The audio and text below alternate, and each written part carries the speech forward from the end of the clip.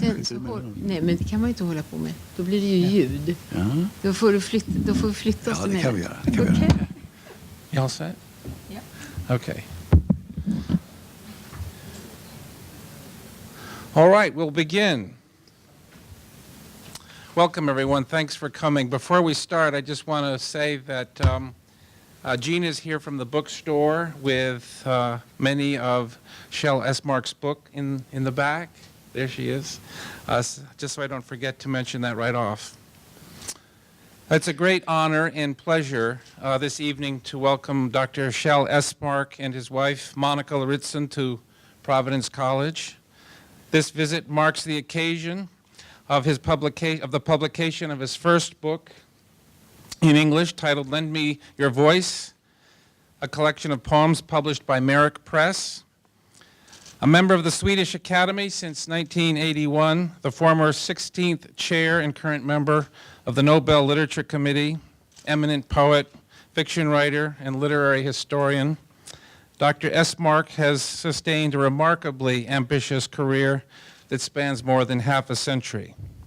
His 17 books of poetry, 7 novels, 3 volumes of literary history and criticism, and a book on the Nobel selection process, my numbers may be off just a little there, fill a prominent shelf indeed in the library of contemporary European literature.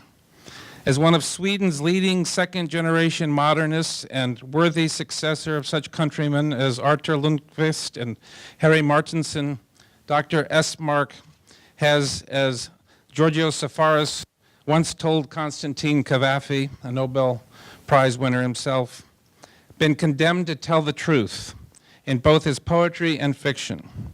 His lyrical muse betrays the inherently human brokenness of his lyrical mission to transcribe anonymous, posthumous voices as history's witnesses. Quote, I wandered like an unhappy fragment, robbed of its mumbling context. Late, I grasped just a fragment. I can reach you. My dumb ecstasy rings obstinately in your ears. End of quote. He confesses in a poem from his 2000 book, Vintergata, translated as The Milky Way. Who, he began asking as early as 1956, in his first persona poems, lives only his own life. A question that has served as his guiding conceit for divining the voices of late fellow citizens, a lost spouse, casualties of war, the perfectly forgotten. Although the answers he hears, lyrical echoes, inspire what he calls, quote, his dumb ecstasies, end of quote, he wonders who will remember, what wholeness can be salvaged, what good is memory in the face of forgetfulness. He addresses the dead like Dante, with an obsession for their news. He picks up where the Greek poets left off in the Greek anthology. He transcends Edgar Lee Masters by transforming gossip and epitaphs into witnessing.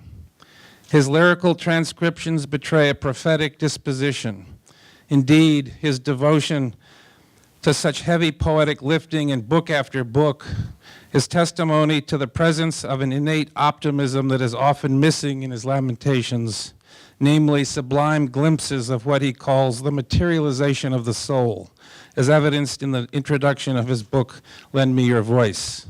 Quote, imagine moments when all the experience and all the values of a human being are condensed into a sudden insight. The universe of time surrounding you might then glitter like the Milky Way. From such epiphanies, sometimes ecstatic, more often bitter, but always with the luster of human understanding. If we manage to catch these testimonies, how would they sound? It is the poet's task to answer this question. It is a challenge I once expressed in a poem, Lend Me Your Voice. The moments that could be received in that way from a series without an end, a history on the margin of history. Dr. Espmark is here this evening with his wife, Monica, to speak specifically about the Nobel selection process and perhaps address as well the Nobel Literature Committee's views about American writers, particularly in light of the current chair, Horace Engdahl's candid rejoinder to American critics in 2008. Quote, Europe is still the center of the literary world, not the United States, which is too isolated, too insular. Americans don't translate enough and don't really participate in the big dialogue of literature. Quote, end of quote. I hope also that he will save a little time at the end of his talk. Actually, he's going to start with reading some of his poems, and then take questions and talk about the selection process of the Nobel. So it gives me great pleasure, and as I said, it's a great honor to introduce Kjell Espmark to you this evening. Thank you. Thank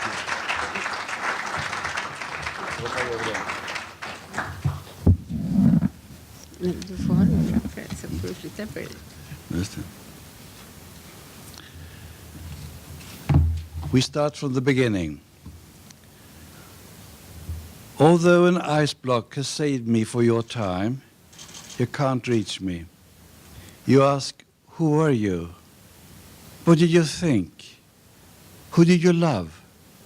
Just what I ask myself. You know only my last meal, dried goat's meat and nuts. The last thing I ate, though, was probably snow. Beaten by the storm, fingers and feet numb, all I remember happening was a woman stooping over me where I lay crouched on the path. A stranger I thought I had always known. I fumbled right through her. Her face was burning out of reach.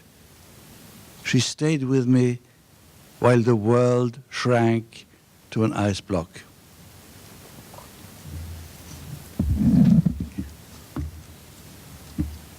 The air smells of approaching thunder. Are we still in the age of wars? Are new heads being spiked up on stakes in the rubbish dumps beyond the city gate? I know only this moment. Pressed together like two dragonflies, we soar out across the Euphrates, buzzing, filled by something resembling sunlight.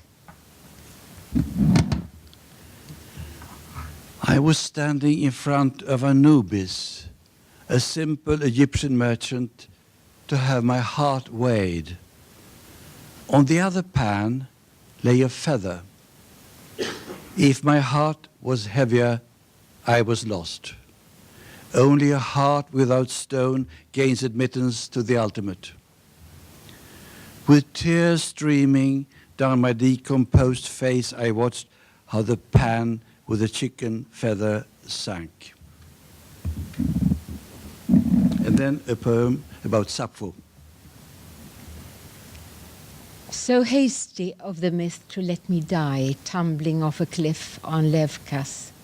For I lived through several centuries more in 9 papyrus rolls that crackled with jilted love. When the library in Alexandria burned, I really died. No one saw that figure dashing out, whose thoughts were flames and memories sparks scattered on the wind. That something was salvaged for later ages was thanks to a couple of learned pedants. I got a place in a peculiar spelling form and traversed the centuries in an unusual pronominal use. I wandered about like an unhappy scrap, deprived of its mumbling context. Eventually, I grasped. It's just as a fragment I can reach you. My speechless ecstasy rings insistently in your ears. I wanted to be immortal, and the deceitful gods heard my prayer. Grandchildren and their grandchildren I have followed to the grave, more and more aged myself. Now I am grey and light as a fallen wasp's nest, buzzing with irascible thoughts. No one bothers to remember me anymore. Now I know that the utmost happiness is to die surrounded by loved ones, at the onset of cramps and suffocation, to fly into their tear-filled eyes.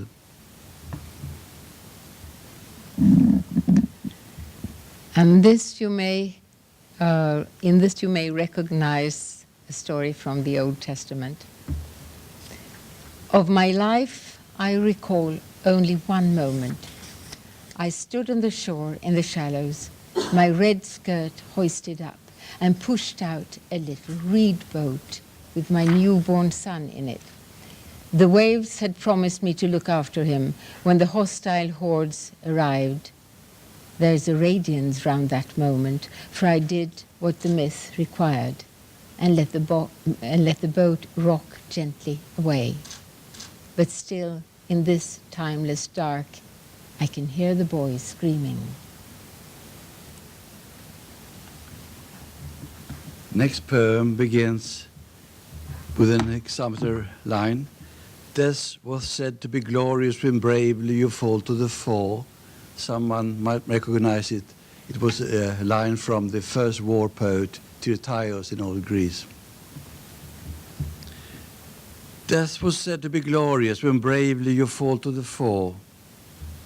To the man already on his knees, there was nothing glorious in the slash from behind on the shoulder blade or in the stab in the crotch. Nothing glorious either in the women who came by night and snatched from me the fumbled picture of the woman I never stopped loving, but searched in vain down here without the picture to serve my memory. Have I been straying for 1 year or 1,000? One thing I do know, I'm tireless in my search for whoever wrote about that glorious death. I've saved this little knife, a rarity down here, to slit the tongue out of his mouth. And now, an Etruscan poem. When I had stopped breathing, I could feel how you looked at me and your heart slackened its pace. You suddenly found me that beautiful. I could read in your thoughts you'd go straight to the stonemason so he could recreate me, smiling, leaning on an elbow along the lid of my sarcophagus. But don't imagine me as stone yet. That prevented you now from noticing how my eyelids winced. They tried to overcome the stone which had already found its way into them. I wanted to open my eyes and see you once again.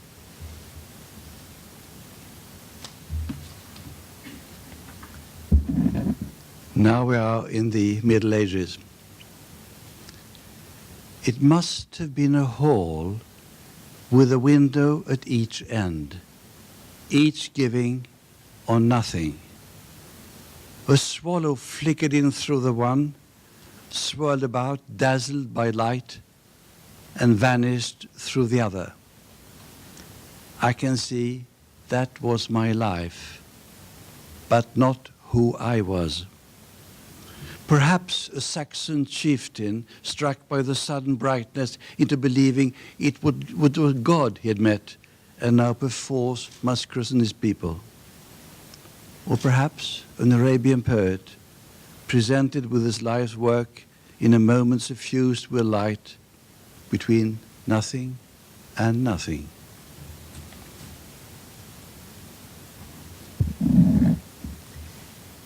The samurai came in a whirlwind, scarcely nudging the ground, and fired the houses. Their voices sounded like belchings. I lay hidden beneath the big jasmine beside my too bashful cousin. The night screamed and whinnied. When the jingling steps came close, his damp hand grasped my arm, and I felt the scent of jasmine.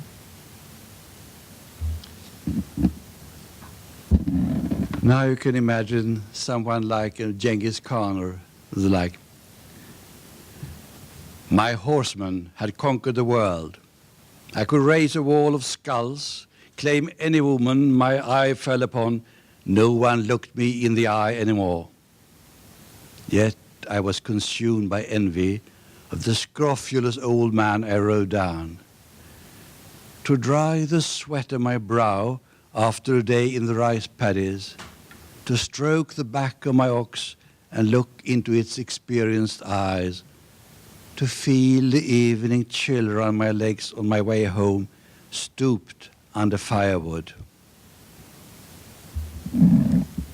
And now imagine a medieval chapel. I was called Maria. I was made of wood. A wooden sorrow, long drawn out wooden thoughts, a worn out wooden womb. But my robe shone with lapis lazuli and was bespangled with pinpoint stars. Once I was cajoled into smiling by a jester who wanted to honor the Mother of God with his meager skills. He did somersaults, sang in falsetto, mimicked all of nature's creatures, was so pathetic even wood could feel touched.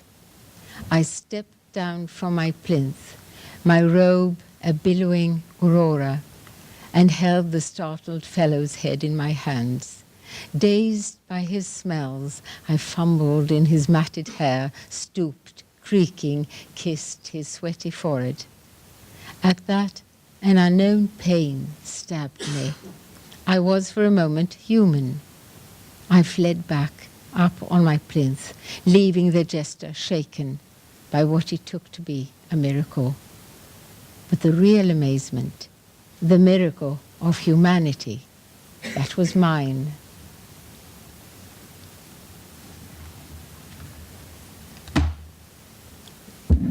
Behind the following poem, you can imagine the great botanist Linnaeus. It's not necessary, but there are some traces. And he was not only a great scientist, he was also a rather nasty fellow.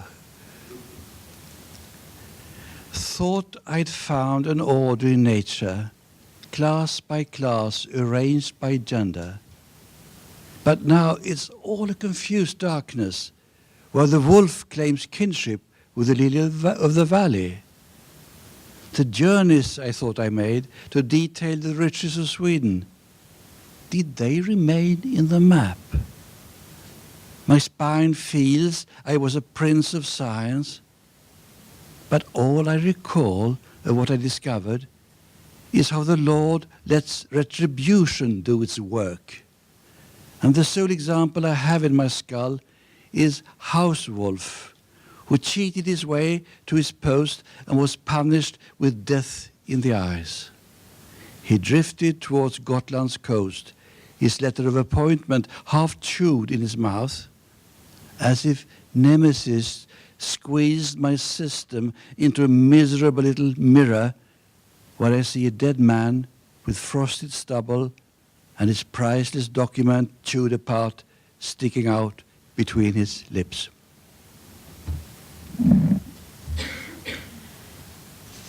Did we live in a land of drought, or did our house stand on piles in the water? All I remember are the minutes we made love to create a son. Arun held back his desire to give us time to shape the child. My groin tightened round his puzzled limb in me, found time to mould the little one's body. The moist gleam on his back made me whimper. And he impatiently sketched out in me a stern character and insidious eyes. So we caressed into being, one in the other, a life of piety and strength for the boy. As we rested exhausted together, we heard the child's voice within us, and it was the voice of a girl, wise as the counsel of the gods.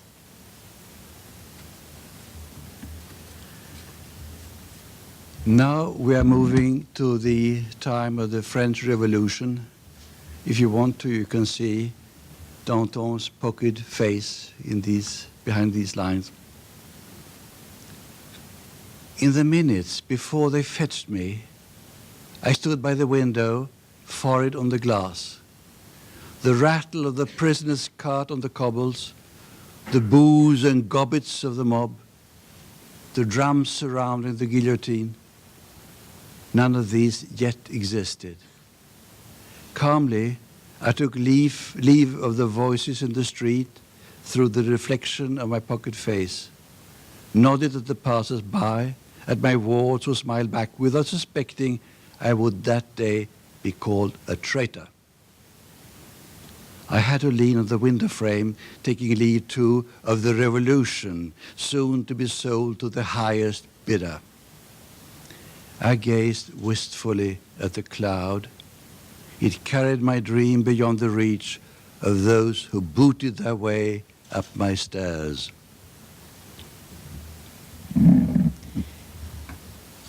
And now you can imagine 19th century Britain.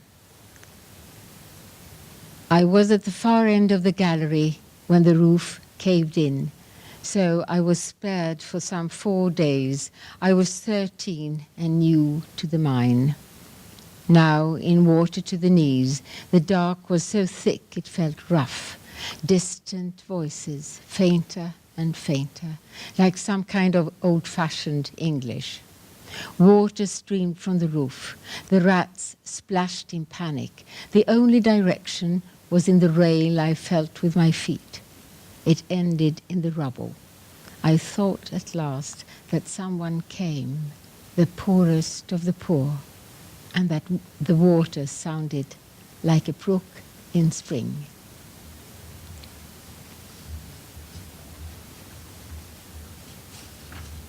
Then a story from my home country in northern Sweden, a true story. A farmer disappeared completely, no one found him. Driving my load across the ice, I heard the ice crack. A floe slanted, sliding me into the water.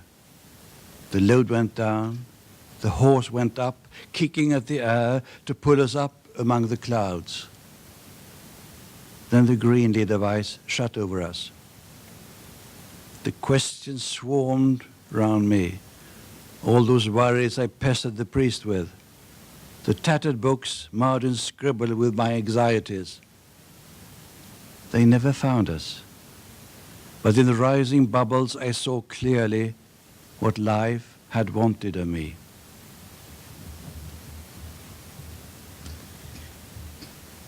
This again is 19th century, but a different environment, Italy. I had painted myself into society without overdoing the touching up that would have hurt my sitter, but my efforts to encompass a life in a mean never succeeded. Then one evening in La Campagna, I saw a peasant woman picking turnips. In her apron, she bore half a century of toil. I painted her in the light, which surprised me by rising from beneath and strengthening as dusk deepened. The farmsteads past emerged in her face, draft, childbirths, deadlines for loans. My brush recorded in amazement how it was the earth that gave her light.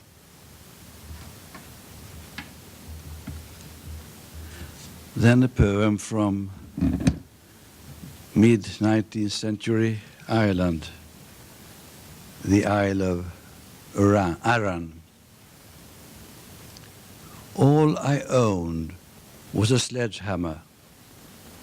The cliff jutting into the ocean found no takers, so I was free to break it up, first into splinters day after day after day, then into dust to mix with seaweed. I baked potatoes and planted them in the soil I'd forced from the sea. But my greatest conquest was a face sweeter than potato blossom and a voice that set my groin on fire. We rejoiced together in the harvest. This was the year before the potato blight and death along all the roads. And now, Hungary. Without knowing how it happened, I was granted a return visit. Wanted to be a farmer's wife once more, but couldn't choose the way into life. I was pressed into a rusty metal plate that served as damper in an old fireplace. My voice was forced into that plate, along with the voices of the others. On stormy nights, when the damper rattled, we could talk. The country folk listened, struck by fear and conscience. A visitor called Bartok first took us for the wind's mumbling and laughed at what they called the ghosts, but struck his forehead when he realized the damper was a plank bridge for us dead, like the village fiddler's string and old grandmother's worn vocal cord that brought vanished music into the present. So I found a place in a careful notation and can tell my life story in the string quartet you're listening to.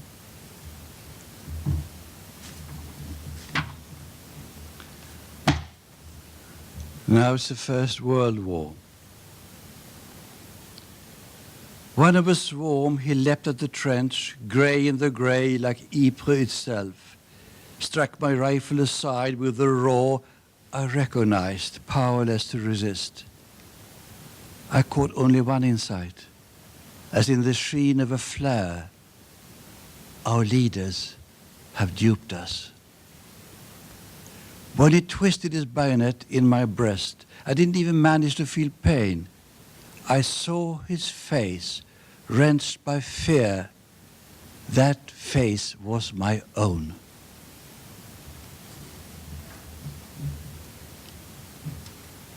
And now Siberia. No, I'm not afraid of forgetting the derisive rattle of the prison transport, the old woman's scream, or the everlasting frost on the window pane. I witnessed one of the miracles, had just seen our girl born, slimy, eyes tight shut. In the first half hour of her life, I watched her upper lip take shape and promise her own fearless thoughts. That's what I'm frightened of losing in the wind that draws across the tundra and whines in my rib cage.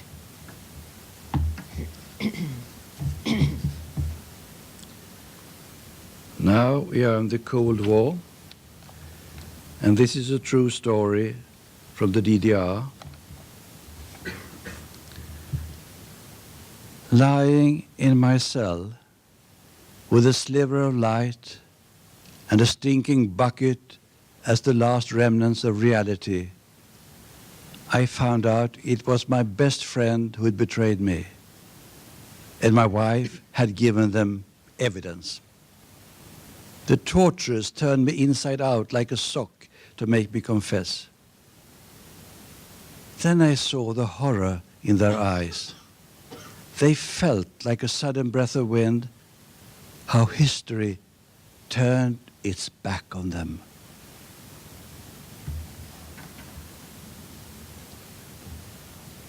And this is closer to you. My name's gone, but I think I came from Washington.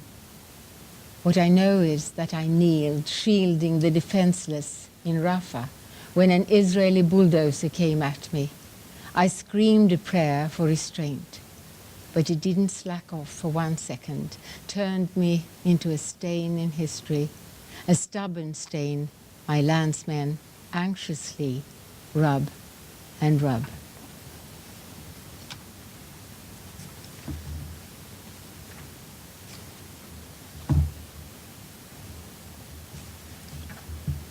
Now it's the time of the Vietnam War. I stooped along the dark passage, one of a small Filipinos trained for close combat in narrow confines, flown here to Vietnam and put into the tunnel system of Cu Chi. Suddenly, someone breathing in the dark, an arm's length ahead of me. A click from a safety catch, and my own fingers on the trigger. We wait and wait and wait. The one is thinking in the other. If only both of us draw back, one of us won't die. The past of both of us is gathered here, mother's prayers, village school, attempted love, all like a smell of sweat in a smell of sweat. The moment gets longer and longer. Breath draws through breath. How do you think this true story ended? They both withdraw, actually. And this is from the Swedish island of Gotland, outside an old farmhouse. In this starless night, I'm standing outside the house that came to us too late in life and see you through the window, but can't see the person you're talking to. Your words, which kept me alive, have clearly gone astray right now. I'm helpless as a flat battery. But for God's sake, look up. I'm giving you sign after sign. Signs strong enough to reach you. Just one moment more. But you're staring at someone I can't see. And I realize I'm dead.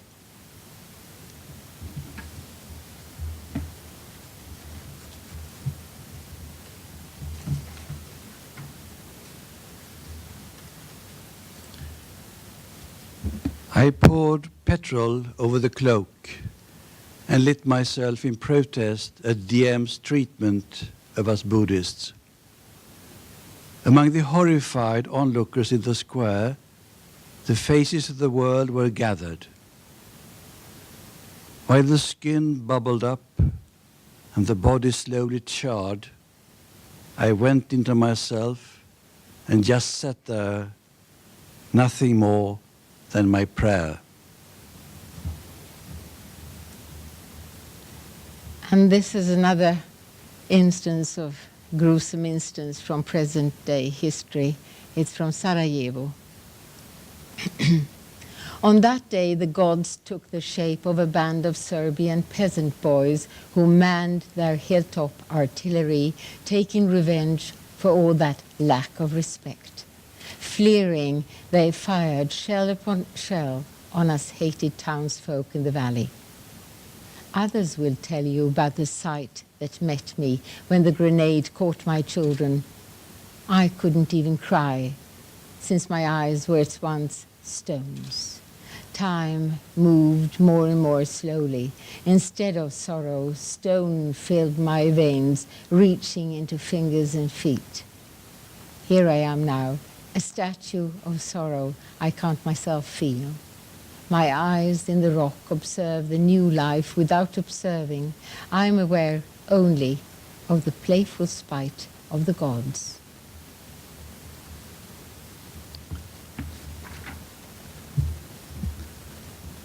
An arrested moment in a garden. That's all there is.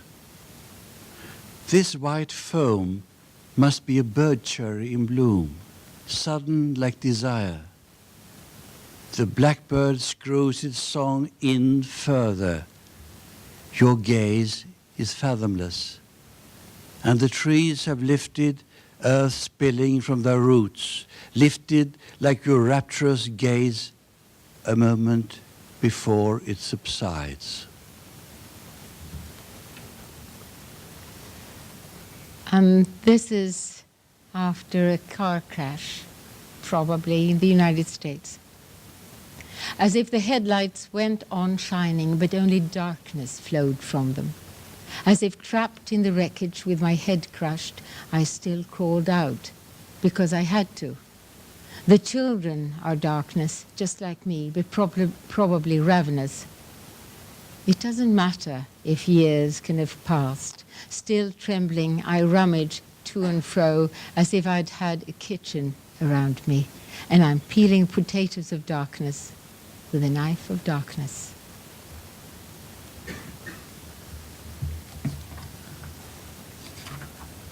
And then the final poem.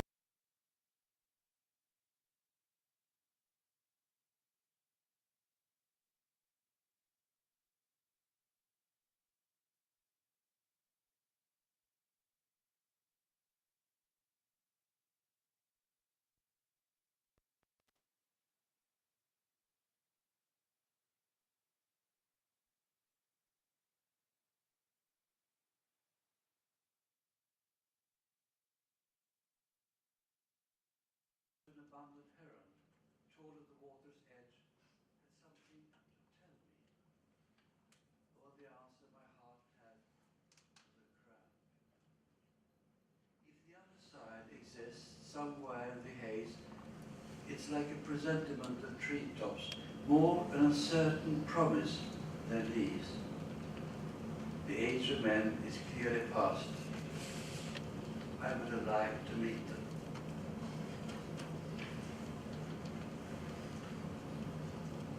Jag hann se hur fjärden var en oskriven sida, utan en kåre, men med en krage av nattgammal is, innan jag sköt ner på bänken.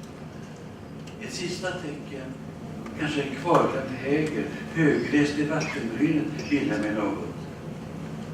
Allt mitt hjärta hade till svar var flimmer.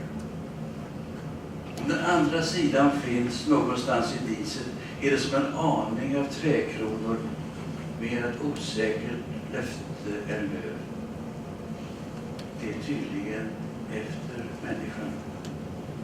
Jag hade velat uppleva henne.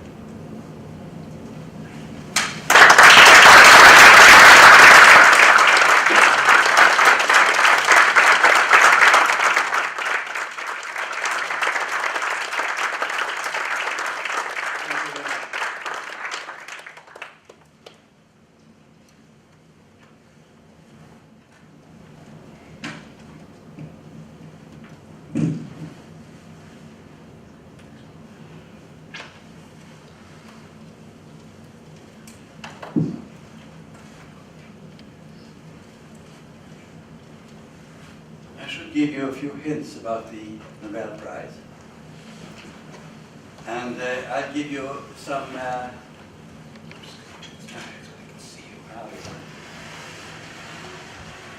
I start by giving you the general lines, and then you can ask questions, and I'll try to answer them best I can.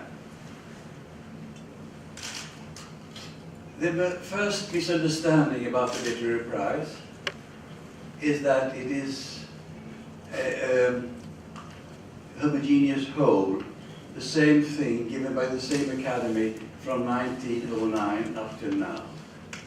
As a matter of fact, there are separate generations, each with its interpretation of an obscure will.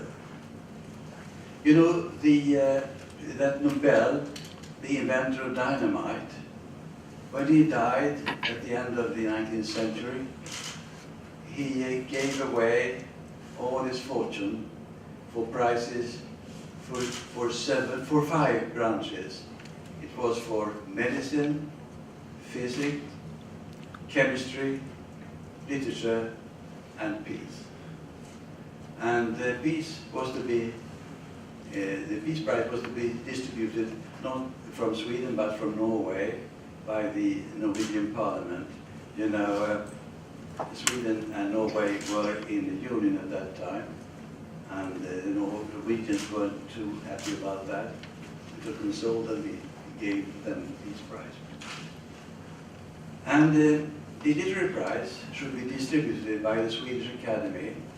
And you know, this is an academy formed in the 18th century in 1786 by the King Gustavus III as a smaller equivalent to the French Academy. Instead of 40 members, it should have just 20. But the king thought that the word 18, the ton, was so nice, so we decided on that. From that on, we are 18 members of the Academy. And within the Academy, there is a Nobel Committee of 5 members. They do the hard work, they present their results for the Academy, but the decision is taken by the whole Academy, not by the committee. Now, there are several generations interpreting Nobel's will. The will says that all the prizes should be for the benefit of mankind. But for the Literary Prize, there was a special requirement. It should go to the best work in an ideal direction. But what on earth do you mean by ideal direction? The first generation was very conservative, an academy formed to stop all this new dangerous modern literature like Ibsen and Strindberg and the others. It was the bulwark against this dangerous phenomenon. And they, of course, interpreted ideal direction as conservative idealism, meaning they hailed church, king, and family. So Tolstoy couldn't, of course, get it, because he attacked the state, and what about his religion? He even criticized the Bible. It was out of the question. He recognized, of course, that War and Peace was a great novel, but still, it wasn't according to Nobel's wishes, which was completely wrong, because Nobel himself, he liked Tolstoy best of all. He was a priest hater, and he was a rebel, a little an anarchist vein. Later on, there were other interpretations of the will. I can't talk about them all. I will just give you an example. In the 1930s, they thought that, well, if the prize is to be for the benefit of mankind, all mankind should be able to read the books, meaning no difficult books. Poetry was out of the question. And writers like, for instance, a recurring name, Hermann Hesse, no way. He was an ethical anarchist, and besides, his picture of human being was split. And it was a populist decade, starting by Sinclair Lewis and going up to Hurlbach in 1938, even considering Margaret Mitchell. They didn't decide upon the Gone with the Wind, but it's still considered because it was so popular and good for mankind. And you can imagine what the younger generation in the Academy thought about this. They were furious. So when they came into power just after the war, they favored a completely new policy. And they thought the great pioneers, as they call them, the innovators of literature, should have it. And this was an interpretation in line with what happened in the sciences. They favored writers who paved way for new developments in literature and creating a new audience. They had wanted to start by Paul Valéry, the great French poet, who was too difficult for the 30s. But he cheated them by dying in that summer of 45. And they could begin with a new policy, not begin until 1946, with exactly Hermann Hesse rejected in the previous decade. And they continued by André Gide, rejected because he was homosexual. Now it's all right. And continued then by a great poet, difficult poet at that, T.S. Eliot. And continued then by William Faulkner. And I think, to my mind, the prize to Faulkner was the best ever. Because at that time, he was rather unknown even in the States. And Spiller, the literary historian, said the prize forced us to reread Faulkner and discover we had a great writer among us. And as you know, Faulkner was immensely important to the following literature. First the French new novelists, and after that the Latin American book and so on. So when they gave the prize to T.S. Eliot, they knew he had followers. They didn't know that in the case of Faulkner, but they hoped to, that they would, and they were right. I could just give you one example more of an interpretation of the world. That was in the 70s. You heard so many times, who is that about the new laureate? And even newspaper in Sweden said, was a big line on top of the page, who the heck is elitism? And the new policy wanted to favor great unknown masters, trying to give to mankind, for the benefit of mankind, great writers they would otherwise remain ignorant of, at the same time as they gave to a great writer the audience he or she deserved. And the first case was Singer. He was a competitor of Graham Greene in 1978. The argument was, why give it to Graham Greene, who is already world famous? More famous for not having it than for having it. So they gave it to Singer, a completely unknown writer, known by a small minority somewhere in New York. And it was a success. Nowadays, he, as you know, is read all over the world, translated into some 50 languages. And they continue. For instance, Czesław Miłosz, the great Polish poet, wouldn't be known all over the world otherwise. And that new criterion favored poetry, especially. So in the 90s, there were 4 prizes for poetry in 7 years. So this is some hints about the changes of criteria, which makes the decisions unpredictable all the time. Another misunderstanding is that it's a political prize.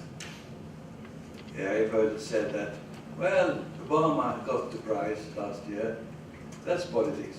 Yes, of course it is. But that's a peace prize, not a literary prize. The literary prize should not be political. You have to make a distinction between political intention and political effect. Of course, an international prize could have a political effect, but it must not have a political intention. So when people said that, for instance, in the case of Yeats, where they got the prize in 1923 because Ireland recognized certain treaties and so on, that's just rubbish. The political integrity prize is very, very important to this set of judges. And I could give you an example of the reasoning. You know, in 1970, Solzhenitsyn got the prize, and in the Academy they were anxious that they were afraid that he might suffer the same destiny as Boris Pasternak 12 years before, when he was forced to reject the prize and was the victim of persecution and so on. So the secretary of the Academy sent a letter to his friend, the Swedish ambassador to Moscow, to ask if there was any personal dangers for Solzhenitsyn, stressing that he wanted to know only about personal risk. And he got the answer, which was not prophetic, alas, that there was no risk personally for Solzhenitsyn. But the ambassador added, please postpone your decision for a few years in order not to disturb the relations between the Soviet Union and Sweden. The Academy answered, that may well be so, but we are decided that Solzhenitsyn is the most deserving candidate. This shows in the first place that the Academy doesn't give anything for what the Foreign Office wishes or doesn't wish, nor the government. You know, it must be stressed that the Academy is completely independent of the state.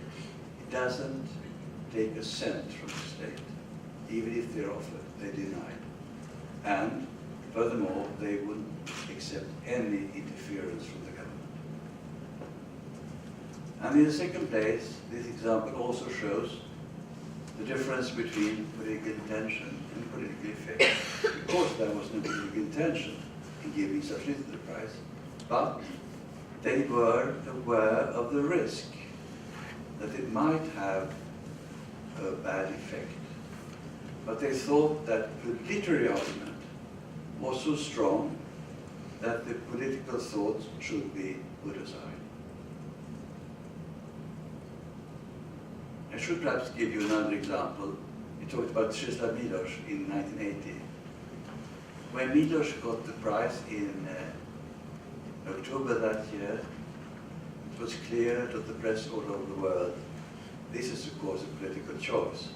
It's just because of what happened a couple of months ago in Danzig, you know, the rising there, the Solidarność movement and all that, Providence and his friends. But in fact, the story was completely different. Miłosz was on the short list among the 5 finalists in May and was the favorite among the 5. The trouble was that in August, when the things happened in Poland, several members asked themselves if it would be wise to go on. This happened to, it risks to be a political situation. But others said, no.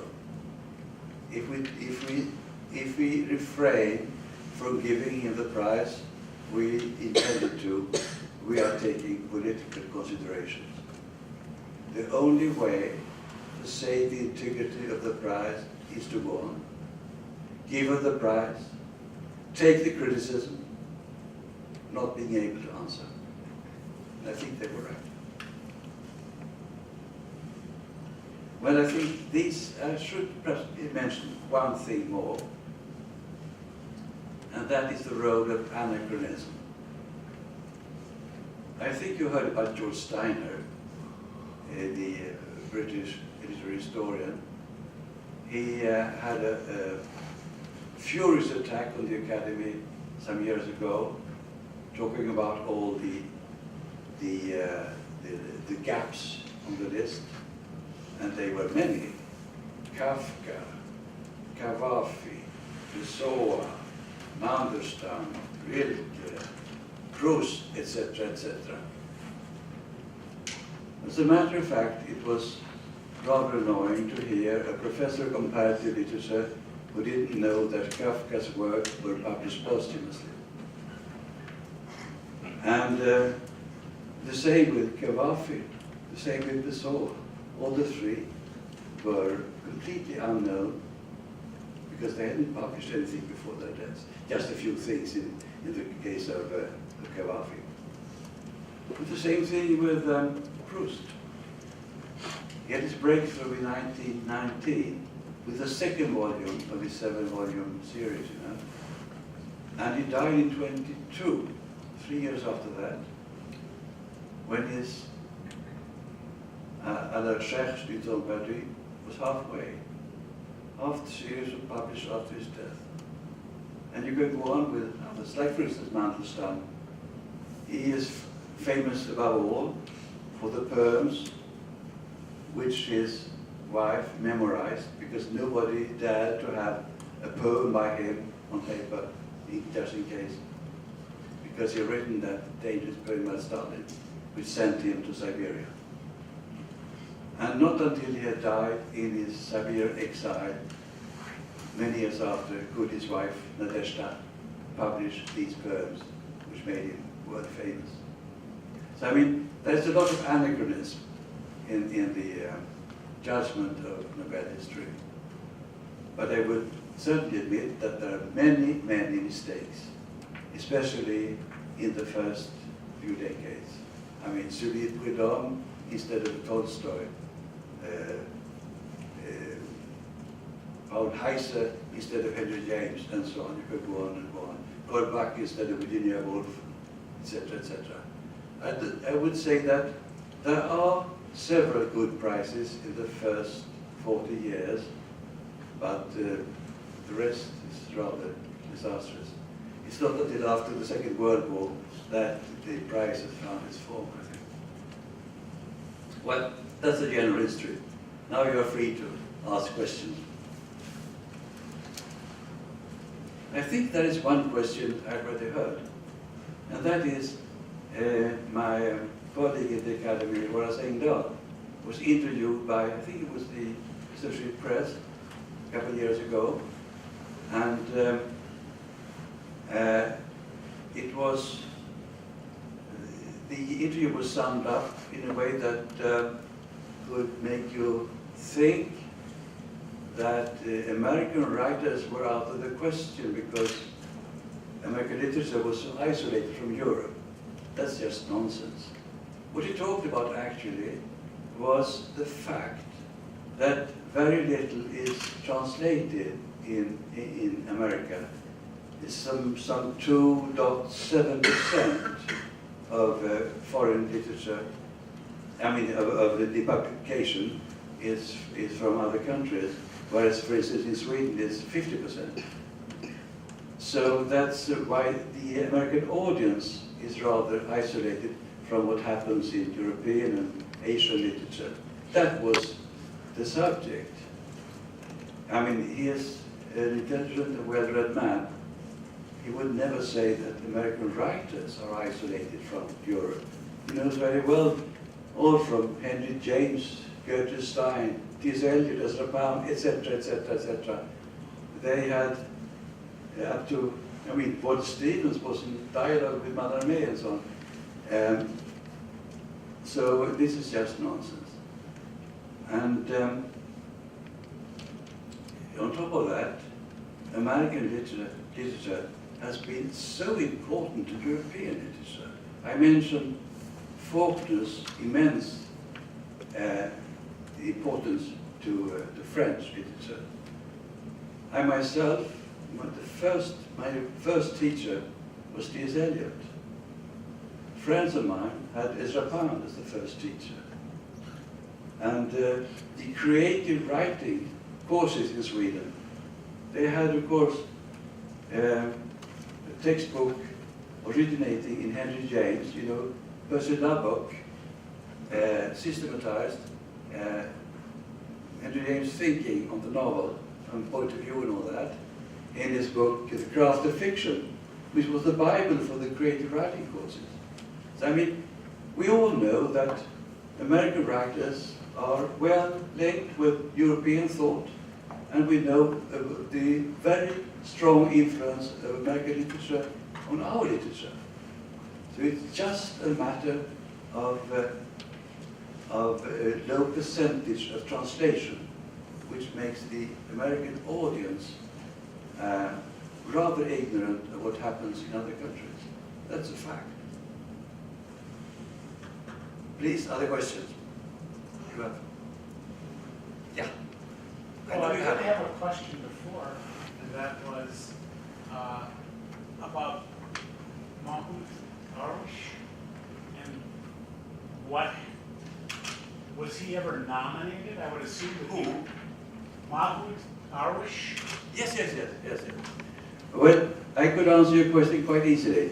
Well, I think he should be identified, if you would be so kind as to identify him for the audience. Yes.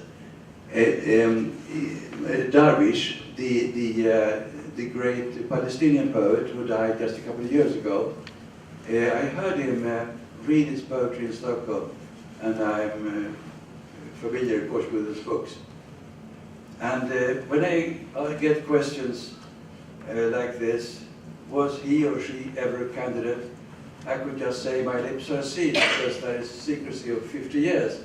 But on the other hand, I can say that I can assure you that all the best writers of the world are on the list. We have a list of 200 names proposed from all over the world. I see there are professors of literature in the hall here. You know you are entitled to send in your proposals. Any professor of language or literature all over the world is entitled to nominee candidates. Just send in the name. You need not write a long story, short story. Just the name, and we'll go on investigating it. And also the chairman of literary writers' unions and pen clubs are entitled to send in, and other academies like the American Academy, of course, and also former laureates. And it's quite nice that former laureates, they propose, really. And the Academy itself, of course. So when all the proposals, all the suggestions come in by February the 1st, there are many gaps because people forget that you have to renew the proposals. So in the committee, then we fill in the gaps, so that when we present what we call the long list for the Academy, all good, very good writers of the world should be on the list. And then the job of the committee is to boil down the list to some 15 names, which are presented to the Academy in April, with short portraits of the different candidates, and then go on boiling until the end of May, when there's a short list of 5 names. And when that list is decided upon by the Academy, they can reject a name and replace it by another. But then when the decision is made on the final, that's the homework of the whole Academy for the summer. So when we gather again in September, everyone is supposed to know his lesson, and the discussion starts immediately to wind up in a decision some 3 weeks later on. That's the procedure. Yes, please. Do you have the sense that the Academy has ever induced in one of the writers its honored writer's block? What is... Sluta. Oh, yes! That is a popular myth. Very popular. Which is all wrong. I can tell you, you know that Yates, William Butler Yeats, he got his prize in 1923. I think they could have waited just a few years because Hardy was still alive, and he couldn't get it because he died. But anyway, Yeats wrote his best poetry after the prize. His great poetry was made after the prize. Or take the case of Thomas Mann, who got the prize in 1929. In 1948, there was serious discussion after the proposal to Academy members that he be given the prize a second time for what he had written after the first prize. But they decided that once is enough. So, and that was, after that, the principle. If you want a second prize, you have to change discipline. You could do it. You know, Madame Curie got the prize both in physics and chemistry, Linus Pauling both in medicine, I think, and peace. So if a writer wants it the second time, I suggest he or she go in for peace. Yes? Kind of a follow-up to that question. I haven't thought about it. Where does Hemingway fall in this? Hemingway? Hemingway, as far as writer's block is concerned. I think it was regarded as a great innovator of modern prose. I understand that, but he got the prize, when, in 1954? Yes? What did he write after that? I mean, the question is really, Oh yes, it has the happens. prize It happens. created? William Golding wrote Paperman after his prize. I mean, there are things like that. And not to mention Pearl Buck. What she wrote after the prize made many members sleepless. But I mean, in general, you can't generalize and say it all happens, because there are many good cases. I mean, Saramago has written some of his best books after the prize, and so on. Yes? Henry Martinson was haunted, wasn't he, by the prize? Yeah. See, I wrote a book on that, on Harry Martinson, the master. It was generally thought that the prize killed him, because the criticism from a young writer in Sweden said that the prize would cause a roar of laughter all over the world, and accusations of embezzlement because the Academy gave it to one of its members and so on. It didn't happen. But he himself, he thought, said it was like an axe in his forehead. But he was had impressions. It started already, I could follow it from the early 30s up to that period, so it was just one of many things that had it. So I don't think anyone's really crushed by the prize. What's wrong with the prize for Martinsson and his colleague Harry Eivind Johnson at the same time is that they were both members of the Academy. That would be impossible today. The members of the Academy cannot get the Nobel Prize. And furthermore, they cannot get any of the 60 prizes, other prizes distributed by the Academy. That is a sacrifice. I mean, Caesar's wife must not be suspected.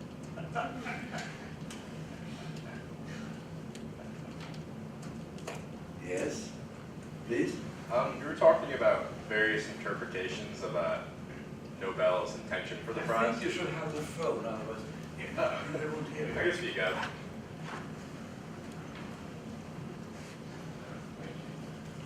You were talking about various interpretations of Nobel's intention for the prize. What would you say is the present interpretation of his intention? And what precisely are you looking for at the moment?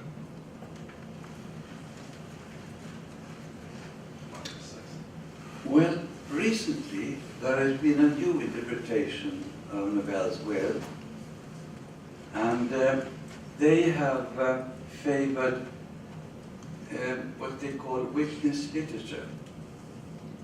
It started in 2001. The Academy had an international symposium on witness literature. And one of the participants in that symposium was Imre Kertész, who got the prize the following year. And one who could have been present was Naipaul, who got the prize just a few days after the symposium. And furthermore, you could count Herta Müller as a representative of witness literature. That's a new sort of writing where those who were present, the catastrophes, tell the true story about it in a way that is great literature. For instance, Herta Müller, I've studied her prose very, very closely. And it's so clever. I wish I could write like that. But after all, this is only one of the criteria. I mean, the innovators of literature are still interesting. The unknown masters are still interesting. And so, I mean, the criteria change all the time. And the result is that the decisions keep being unpredictable. It's strange that no one asked me about female literature, women writing, because that was, the Academy was reproached several times for not giving the prize to a woman. After all, after Gabriela Mistral in 1945, and from that time up to 1990, there was only a half prize given to a woman, Nelly Sachs, in the 60s. A shared prize, shared between Nelly Sachs and the Israeli writer Avinon.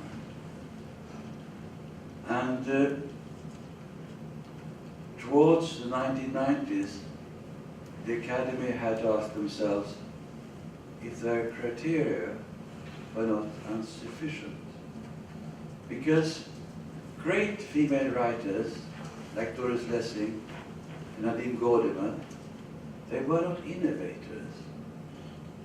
One of the criteria. Nadine Gordimer even said herself that she regarded herself being in the tradition which Georg Lukács called critical realism. That is, a realist trying to incarnate a whole epoch, historic epoch, into the figures of the story, like Balzac did He took Balzac's, it is Jean Perdu as a good example. And Nadine Gordimer wants to take place in that tradition from Balzac, Tolstoy, Thomas Mann, Solzhenitsyn, etc.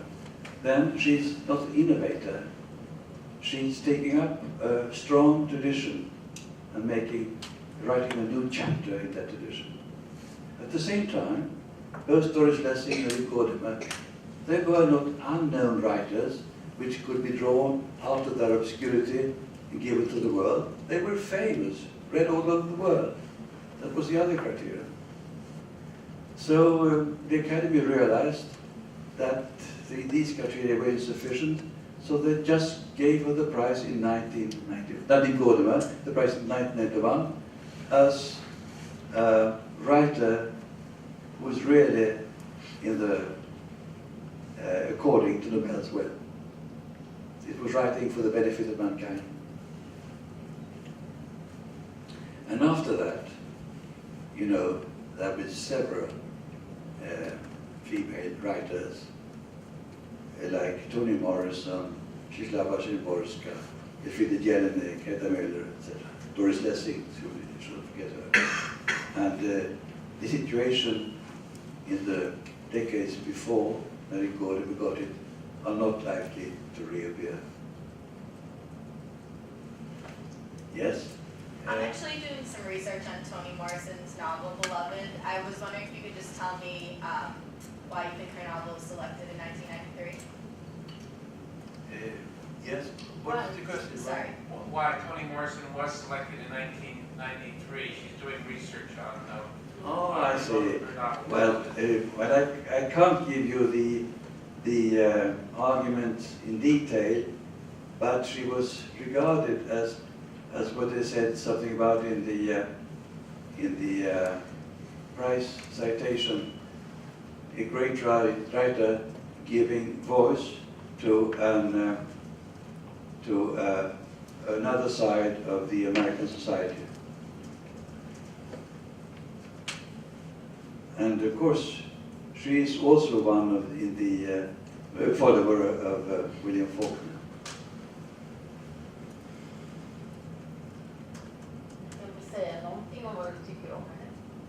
I myself must say that when I read Beloved, I was struck. It was a terribly good story. Yes? Are there any, I mean, I know you can't name the authors because of, the 50-year thing, but are there any famous authors who have never received the prize or sort of will never receive the prize because of some perceived political or literary transgression? That is, Philip Roth, for example, it has been said that he may be asked for to lobby. That's right. You see, politics should be part of the decision, but there is a limit.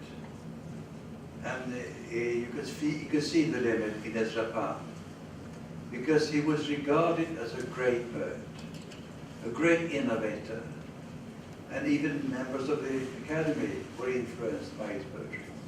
But, as Dag Hammarskjöld phrased it, he was a member of the Academy, Dag Hammarskjöld, that someone who hates the extinction of the East European Jews, saying that the time will come to you Jews in America, your time will come. I mean, that is too subhuman to be given a prize according to ideal direction. And that there are also other examples. There was a case with Borges, when he actually paid homage to Videla, the dictator at that time in South America. It was a little too much, so they postponed their decision.